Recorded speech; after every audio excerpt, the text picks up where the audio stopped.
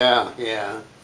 Uh, You were sitting next we to a guy were, who we had were his, really full up, and we were right in front of businessmen's class, and there's a solid wall right in front of us, and I had two business guys, well dressed, executives, one on this side and one on that side, and I'm in the middle like this, and they served breakfast, and I wanted to put the cream in the coffee. The coffee was strong, and it had like little. Remember the old-fashioned tabs? You pull the tab off, So, and the tab came off. See, so now So I got my fork. I'm getting my fork, and I'm going and going and going, and all of a sudden, one hand, this guy got sprayed, that guy got sprayed.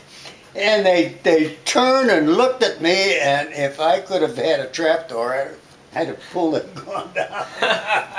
They didn't say a word, just brushed it. I apologized profusely. They ignored me completely. I'd forgotten that one.